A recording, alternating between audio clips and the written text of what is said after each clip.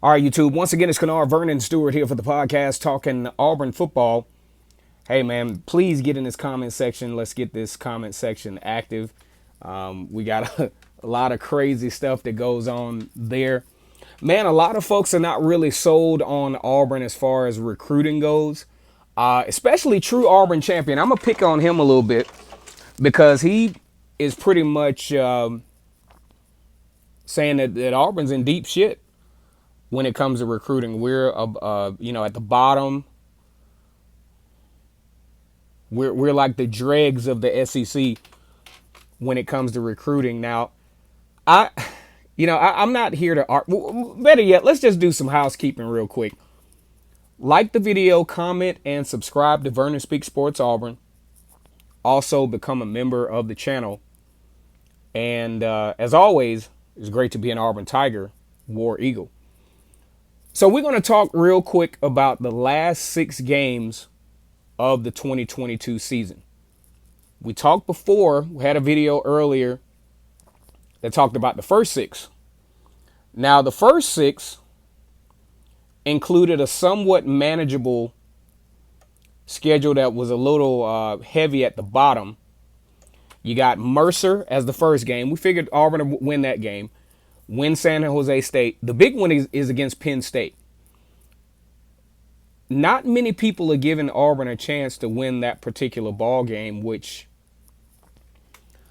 I mean, I'm not going to say I don't understand why the discrepancy as far as talent that Auburn has in facing a Penn State team that has to replace a lot of talent, and including what Auburn was able to garnish in the transfer portal, and with a relatively decent recruiting class, number 21 ranking in the country, which I don't understand the whole dumpster fire thing. Now I do get where true Auburn champion is coming from to a certain degree. Now, the teams at the top tier like Alabama, Georgia, Texas A&M, and Alabama, they have recruited on a much higher level than Auburn has. So we're not going to sunshine pump that and make it seem like that's not a factor or an issue. And Texas A&M has began to emerge, even though they still continually go 8-4, 9-4, 9-3, and all that other stuff. But something about this team, you got a somewhat unproven, but a lot of talent to choose from at the wide receiver position. You have, I would say, comparatively speaking, a relatively loaded running back room, especially with Damari Alston being added to it. And then you pick up Coy Moore from LSU at the wide receiver position. And you have Zach Calzada, Holden Grenier, TJ Finley, Robbie Ashford at quarterback. You also have transfers that have come to help out with the defensive line and the edge position. So I'm trying to figure out, maybe I just started doing this. Maybe I just started analyzing talent because I'm trying to figure out where this 4-8, not going to win an SEC game narrative is coming from. And this is just a pick on true Auburn champion because he's been one of my subscribers for a while, and we pick on each other all the time about where Auburn is headed as a program. So big shout out to him, and definitely thank him as a subscriber on the channel. So Auburn coming into the last 6, based on the schedule, based on the talent, based on some of your feedback, we felt like worst case scenario, Auburn would be 2-4 coming into these last 6. Best case scenario, assuming what will be perceived as an upset win over Penn State, a win over Missouri, and also the 3rd consecutive win over LSU, Auburn would be 5-1.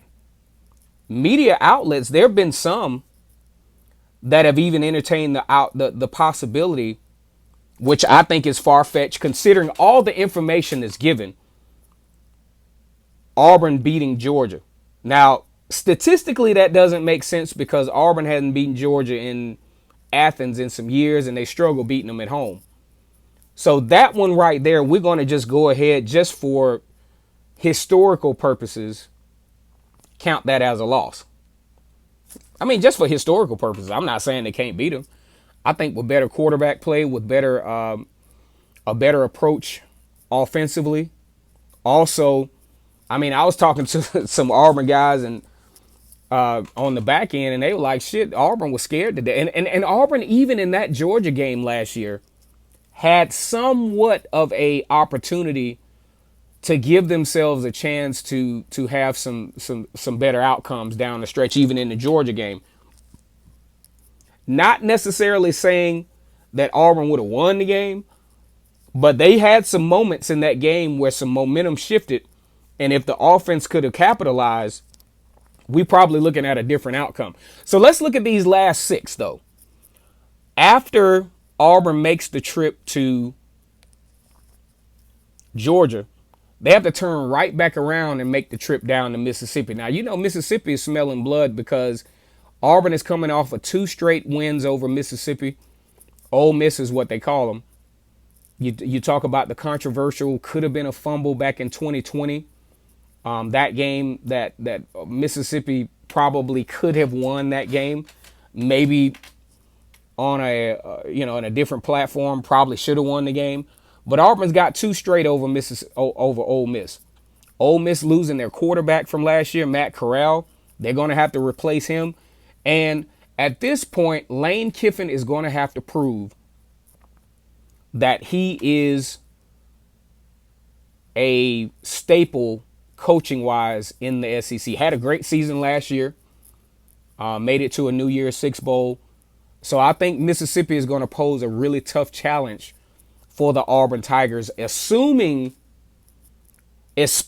if Auburn comes into that season 2-4. You're probably going to be looking at, talks of Bryan Harsin maybe not even finishing out the season if Auburn comes into that game 2-4. And Auburn would literally have to win every game out for Bryan Harsin to hold on to his job, assuming that he has it after the Georgia game, especially considering what the media perceives as a volatile offseason for Bryan Harsin. To be honest, I don't think it is as serious as a lot of folks made it out to be. I think the media really pumped that up to where you would have thought Bryan Harsin was about to lose his job. So you go down to Mississippi, and you possibly get a win there. That's a toss-up game for me. Arkansas has done pretty well on the recruiting trail as well. Auburn has a bye week needed one. Had to have it. Auburn has a bye week between the Auburn-Mississippi game and the Auburn-Arkansas game. Arkansas actually comes to Auburn. Now, that's the same weekend that Georgia plays Florida. So we're just going to assume that that's going to be probably going to be another night game on ESPN, assuming the records. Now, if Auburn's record is bad and Arkansas is good or vice versa, that might actually be a 12 o'clock game on ESPN. See, the thing about Auburn, Mississippi, and Arkansas, Auburn is not intimidated by these teams because you got to think about the mental factor in these games. And these 3 games, I think, if Auburn can manage the top end, these are going to be some games that Auburn can manage their way through because, look, I understand what true Auburn champion was saying, but Mississippi, Arkansas, and Mississippi State are just not killing it in comparison to Auburn as far as recruiting goes. Auburn actually recruited better than Arkansas this past cycle. So you talk about 3 wins there, assuming that Auburn does best case scenario and only loses to Georgia in that first stretch, which is all manageable. You could be talking about a strange prospect of Auburn being best case scenario 8-1 going into the Texas A&M game, or Worst case scenario, I think going like 3-5. No, not hold on. Where will we be at this point? 3-6. That would be pretty tough going into the Texas A&M game. But best case scenario, you want Auburn to be going either 7-2 with a loss to Georgia and maybe Ole Miss. Worst case scenario, LSU.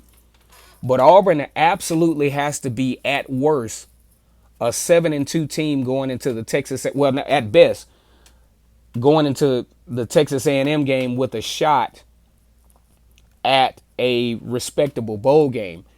Now, if Auburn is going into this stretch 5-1 with historically manageable games with Mississippi, Arkansas, and Mississippi State, you're talking about a highly ranked Auburn team at 8-1, controlling their own destiny again, with 3 teams that stand in their way going down the stretch. You talk about, you got Texas A&M at home.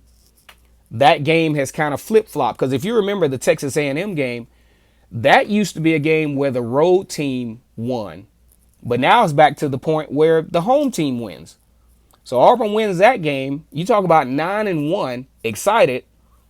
Now all of this is barring injuries, things of that nature. Then you start to if Auburn is highly ranked and you start talking about flipping players from other teams that y'all are so stressed out about, the win against Western Kentucky.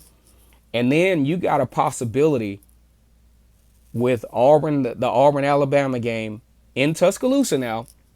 Auburn has not had any success in Tuscaloosa since 2010. You talk about either a really excited Auburn team or a deflated Auburn team going into the Iron Bowl. Let me know what you think about this video. Let me know what you think about the recruiting that Auburn has done, whether it's transfer portal or the actual recruits from the 2022 class. As a matter of fact, go check the class out. And I think you might find from an average rating that these guys are really not too bad. You take away the kicker, which you can't, and you have an even higher ranking.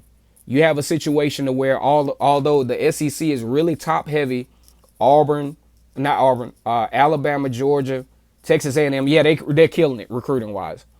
But then you have some of the middle tier to where if you go by the actual rating, you take away that kicker, and you got Auburn as the number 5 or number 6 team in the SEC and possibly number 18 or 19 in the country. Go ahead and like this video, comment, and subscribe to Vernon Speaks Sports Auburn. And as always, it's great to be an Auburn Tiger, War Eagle.